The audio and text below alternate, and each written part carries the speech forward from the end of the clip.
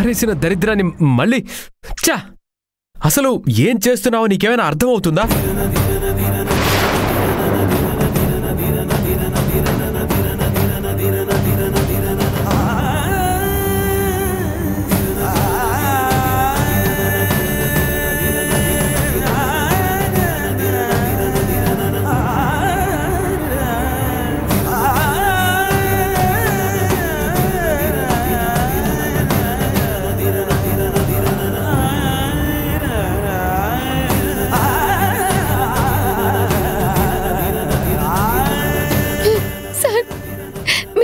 చెప్పినా వింటాను, ఏం చేయమన్నా చేస్తాను.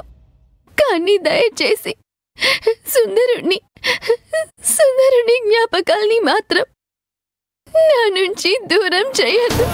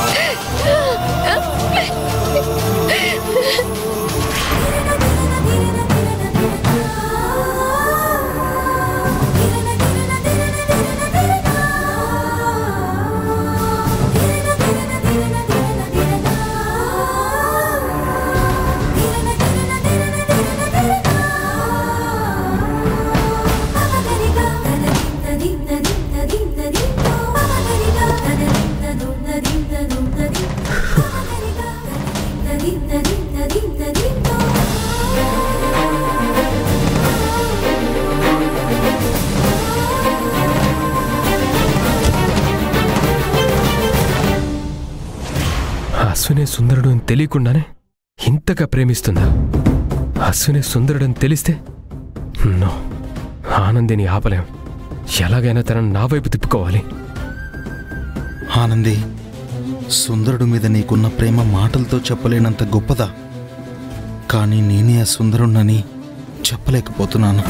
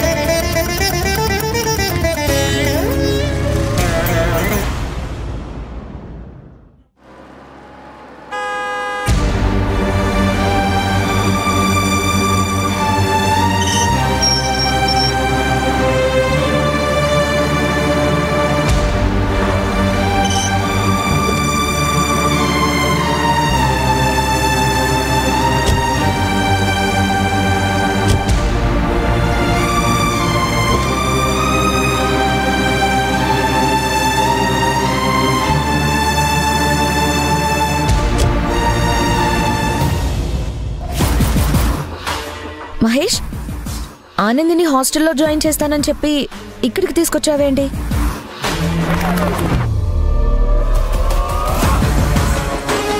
ఇప్పుడే హాస్టల్కి వెళ్ళడం ఇష్టం లేదు, ఈవినింగ్ వరకు వర్క్ చేసి వెళ్తానంది. అందుకే ఇక్కడికి తీసుకొచ్చాను.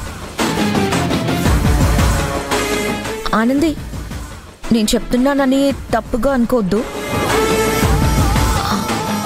ఆ రోజు అసలు ఏం జరిగిందో వార్డెన్ మేడంతో చెప్తే అన్ని ప్రాబ్లమ్స్ క్లియర్ అవుతాయి కదా.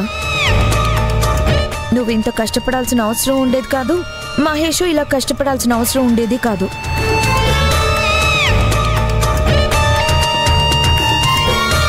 మిత్ర, నువ్వు ఆనందిని డిస్టర్బ్ చేయొద్దు. ఆనంది, నీ బ్యాగ్ కార్లోనే ఉంచు. ఈవినింగ్ హాస్టల్కి వెళ్ళాక తీసుకోవచ్చు. కార్లోనే ఉంచు.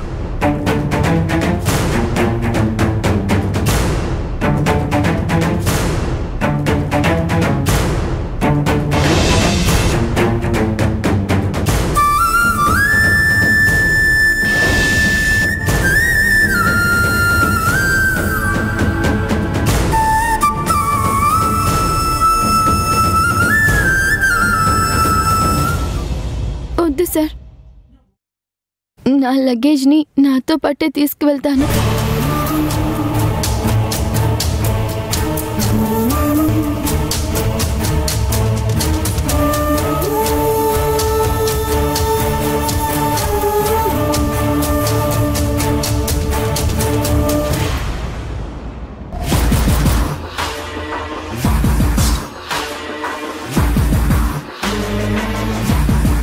ఆ సంచిలో అంత వాల్యుబుల్స్ ఏమున్నాయని అలా తీసుకెళ్ళింది?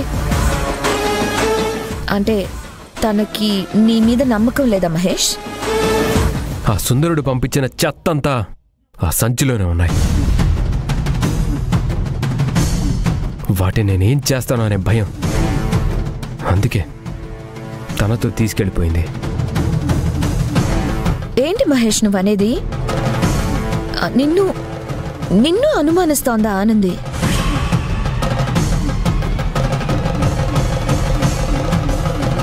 తన బాధ నీ బాధగా, తన కష్టం నీ కష్టంగా ఫీల్ అవుతున్నా నిన్ను అనుమానిస్తోందంటే చాలా బాధగా ఉంది మహేష్.